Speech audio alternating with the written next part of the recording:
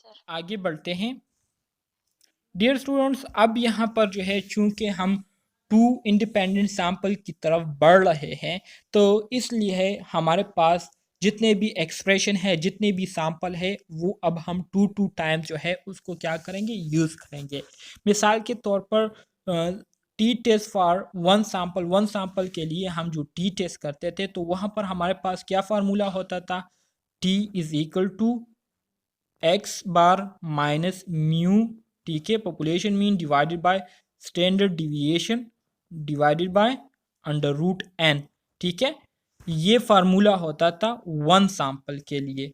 लेकिन अब चूंकि हम टू सैंपल की बात कर रहे हैं, तो यहाँ पर हमारे साथ फार्मूला कैसे बनेगा, इसको आप लोग अब थोड़ा सा देखें।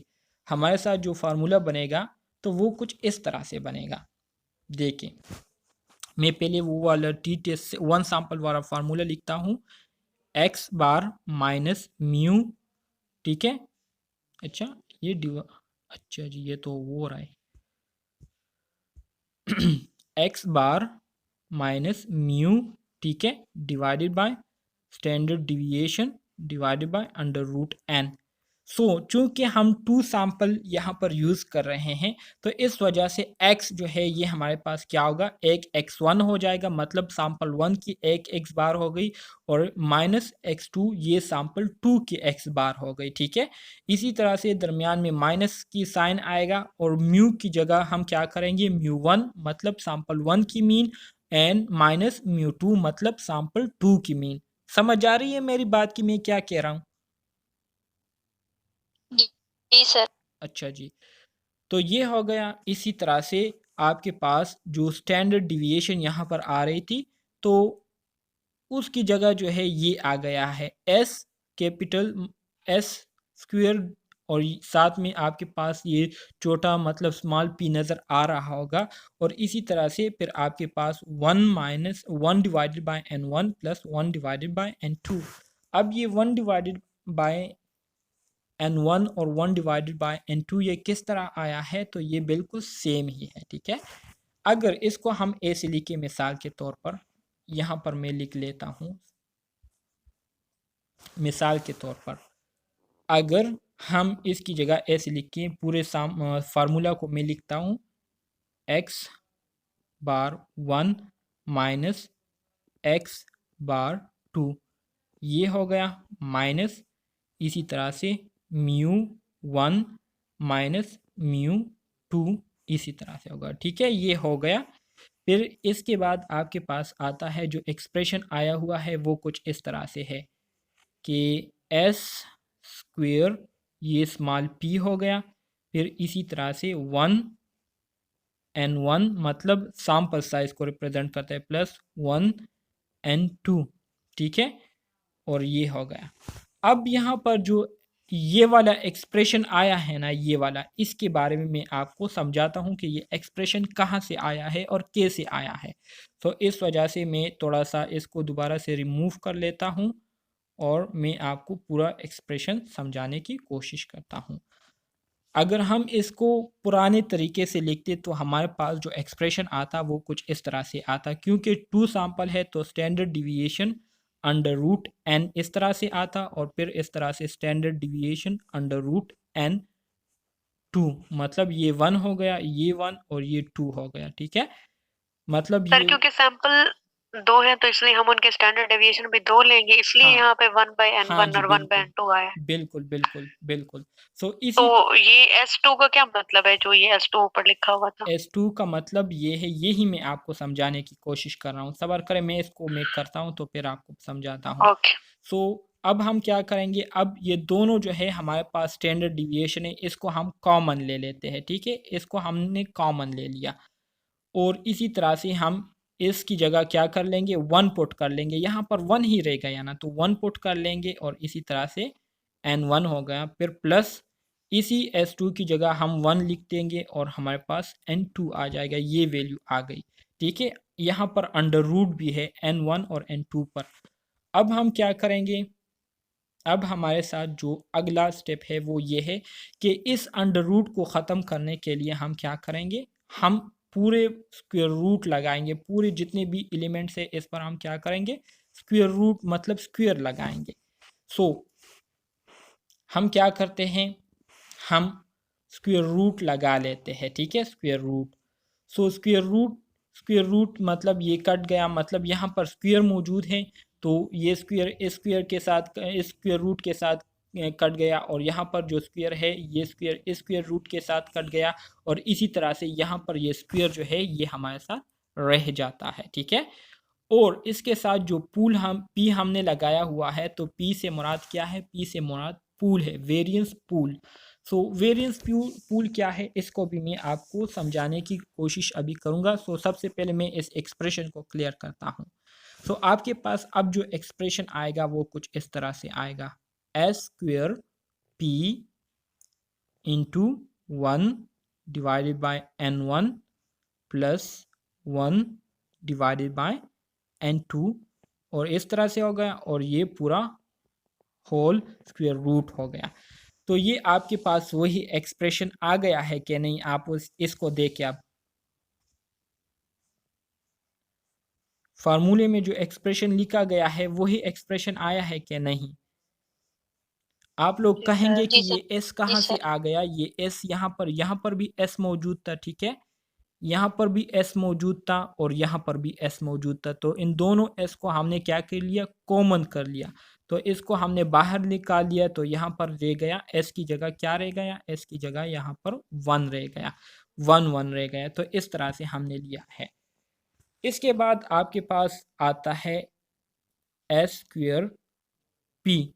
एस स्क्वेयर पी, पी किसे कहते हैं, पी मीन पूल, ठीक है। सो वेरिएंस पूल, इसका जो इसको जब प्रोनाउंस करेंगे तो प्रोनाउंस कैसे करेंगे, इसको हम वेरिएंस पूल कहते हैं।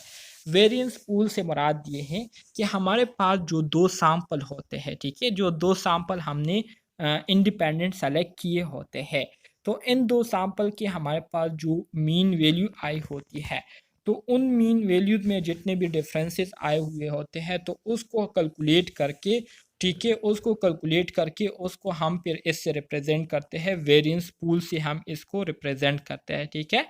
और इसकी जो एक्सप्रेशन है, इसका जो फार्मूला है, तो वो भी आपके पास इंतहाई सिंपल है।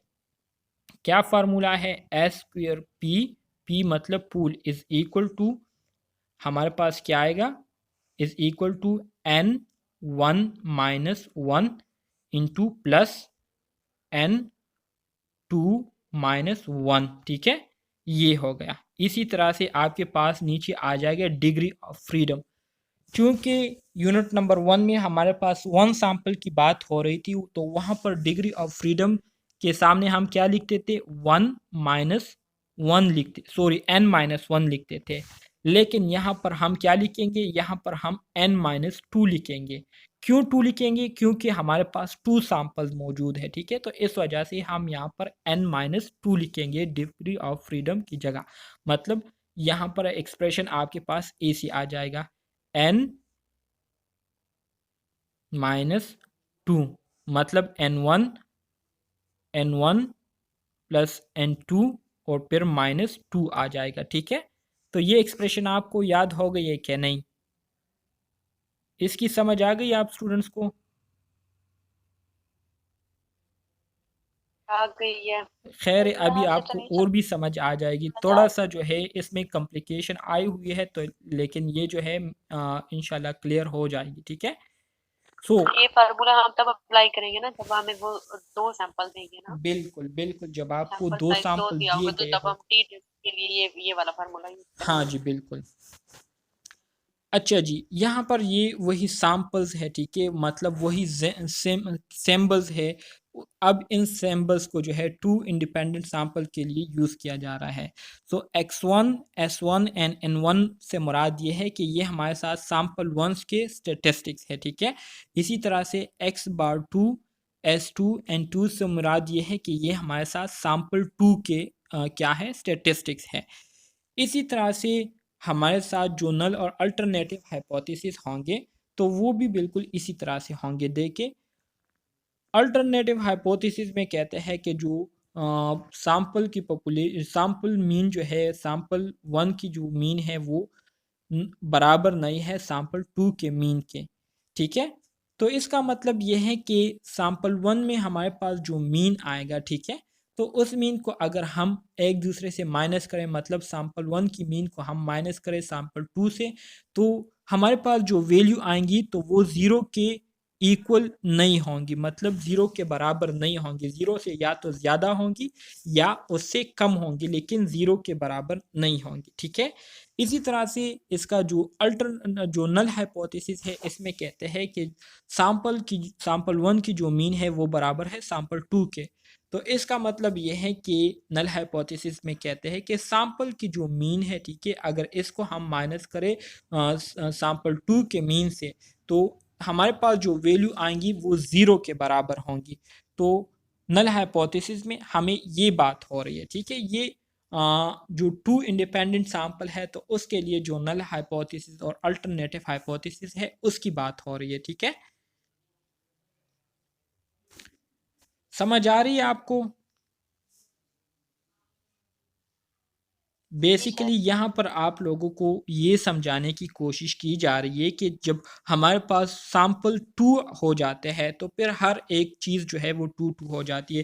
पहले हम एक सैंपल के लिए एक ही टाइम म्यू को लिखते थे, एक ही टाइम एक्स बार को लिखते थे, लेकिन अब चूंकि सैंपल 2 है तो हम एक एक्स बार जो है एक एक्स बार जो है हम किसके लिए लिखेंगे, फर्स्ट सैंपल के लिए लिखेंगे, और दूसरा एक्स बार जो है ये हम दूसरे सैंपल के लिए लिखेंगे।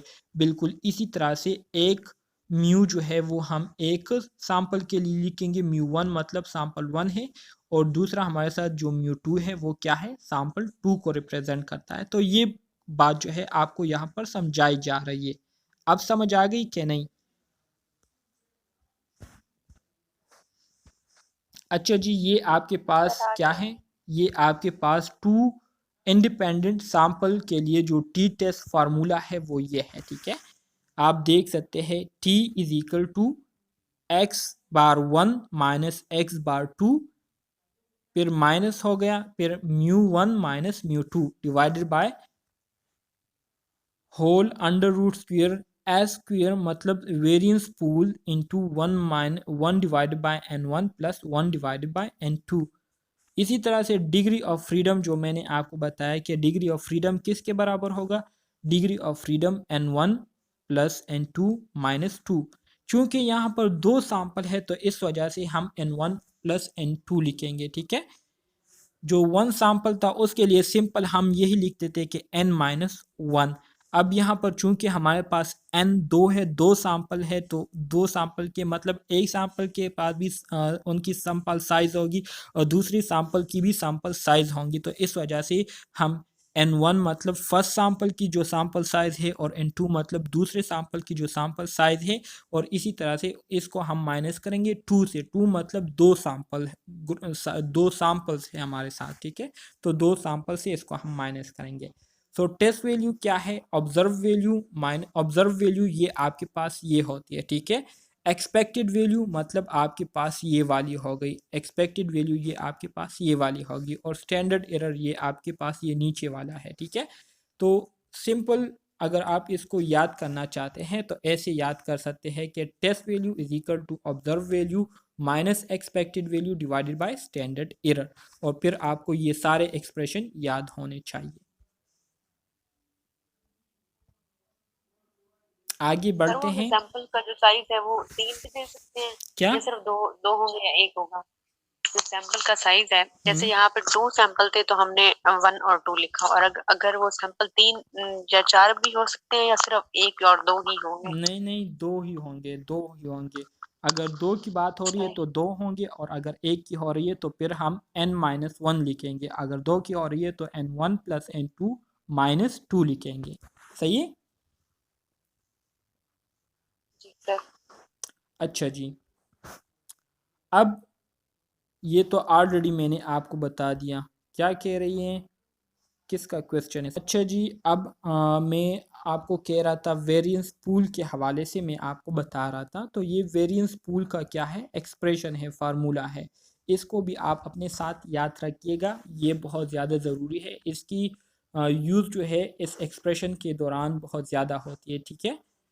ये एक्सप्रेशन है आपके पास, ये आप लोगों ने इसको याद रखना है। देखिए n1 माइनस वन S1 मतलब variance square 1 plus N2 minus one into variance square 2, मतलब ये दूसरे सैंपल की वेरियंस है, ठीक है। और नीचे आपके पास डिग्री ऑफ फ्रीडम आता है जो कि बराबर है N1 प्लस N2 माइनस 2 के।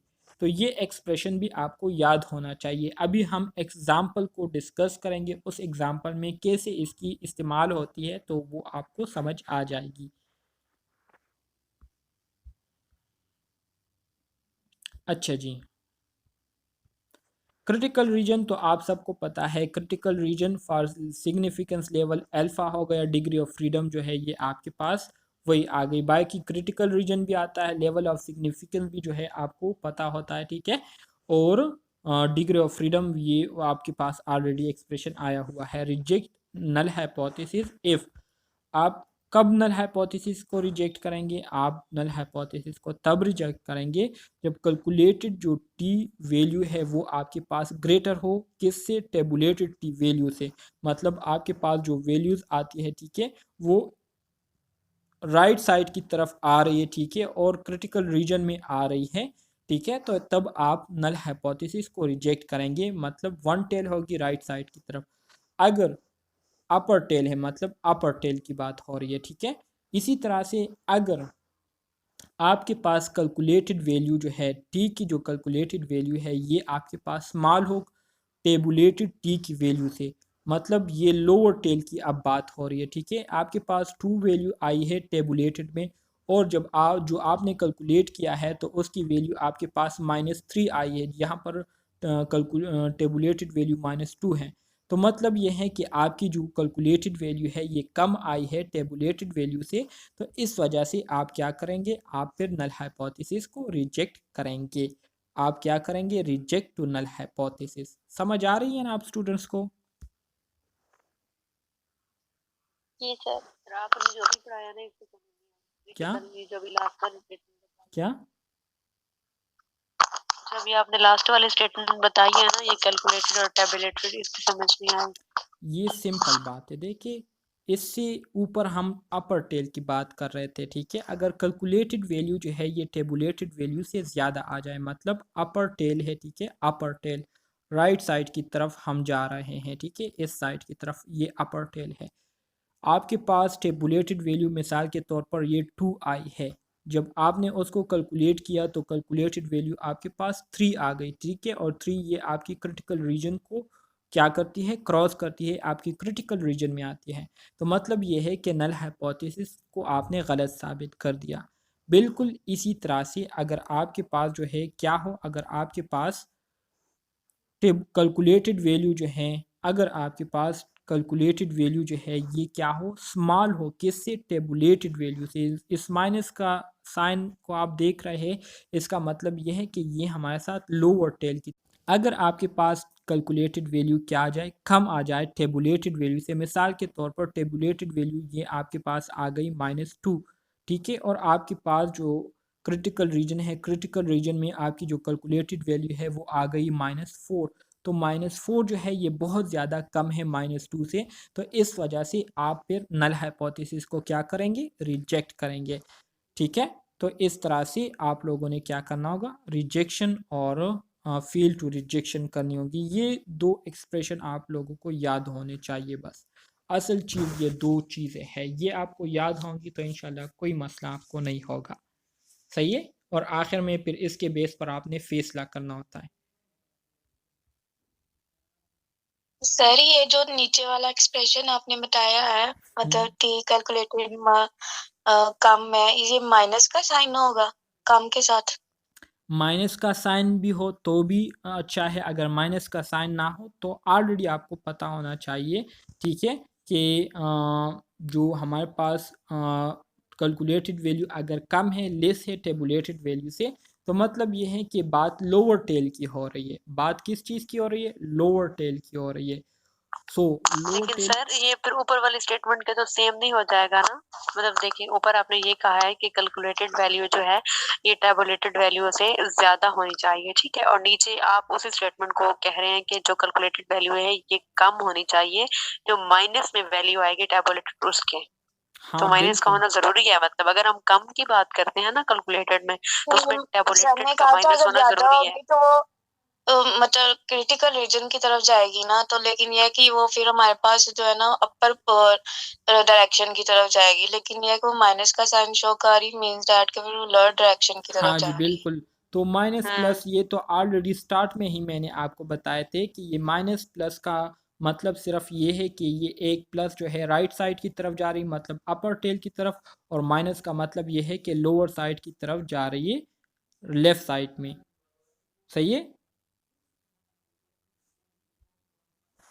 जी सर नेक्स्ट। अच्छा जी, अब इस एग्जाम्पल को हम क्या करते हैं, इसको हम डिस्कस करते हैं और इसके बाद फिर हमारा जो क्लास है वो ख़त्म हो जाएगा। ठीक है, करते हैं कि नहीं, आज के लिए काफ़ी है। सर मैं तो कहूंगी तो कि ये काफी है। एग्जांपल करके ये यूनिट खत्म हो जाएगा। हाँ, ये एग्जाम्पल करने के बाद बस यूनिट ख़त्म हो जाएगा, बस ये एक चलो एग्जाम्पल फिर है। कर लेते एग्जांपल, फिर कल से नया यूनिट स्टार्ट कर लेंगे। अच्छा जी, बाकी स्टूडेंट्स क्या कहते हैं?